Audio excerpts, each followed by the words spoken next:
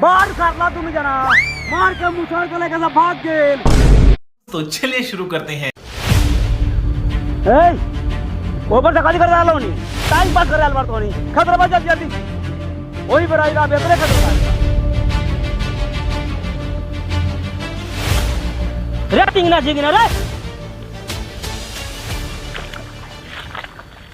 जब हमनी के नेता साहब मने कहले हवा कि बड़का सबके खेत में नहीं कमाए के तो तू काहे अइले रे?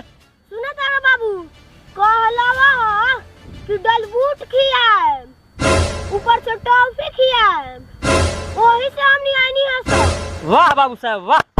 रुआ तो कभी ना चाहे कि छोटका के बाल बच्चा पढ़ के होशियार बन जाए, काहे कि होशियार बनी तो रुआ लोग के होशियारी ना चली। रुआ तो बाल बच्चा ठंडा में बढ़िया स्कूल में अच्छा से पढ़त, काहे कि पढ़ाई लिखाई में तो बड़का ऑफिसर बनी। हमनी के बाल बच्चा ये खेत में रुआ पढ़ाओ होता है, ये सब चाल रुआ लोग के अच्छा नहीं।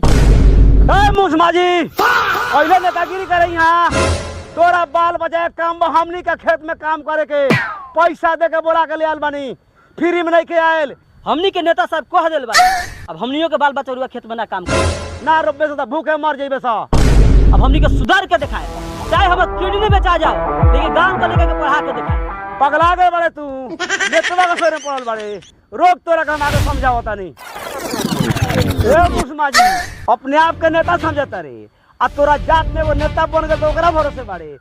आज तो नेता वादा कैले हौ, अब बिहान पलट जाई फिर एक दिन तोरा हमरे दरवाजा खटखटावे के होई। हमनी के मजदूर है सने बाबू साहेब, गरीब मजदूर के वादा बा। गरीब मजदूर जौन एक बार वादा कर लेवेला जीते जी कभी वो वादा का टुकड़ा ना सकेला। रुआ लोग तो बरजतिया बानी, वादा करके मुकर जानी, काहे कि रुआ लोग के आदत बा दिमाग से ना दिल से वादा करेला, दिल से। लात के भूत बात से ना माने लगा तो लतियावे के पड़ी। बाबू साहेब हमो हाथ में चूड़ी नहीं पहन ले, हमरो हाथ उठ सकेला।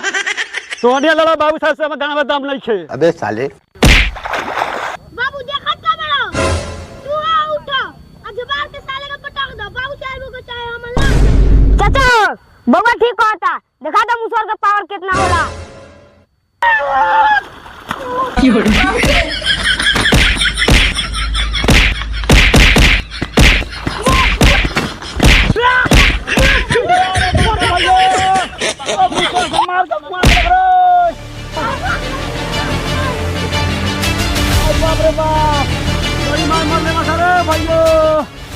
बाहर करला दोनों जना मार के मुसर के लेके सब भाग गेल। अरे 2 मिनट तू पकड़ ले रहता तब मुसर साले के मुंह नियर टघरा देती।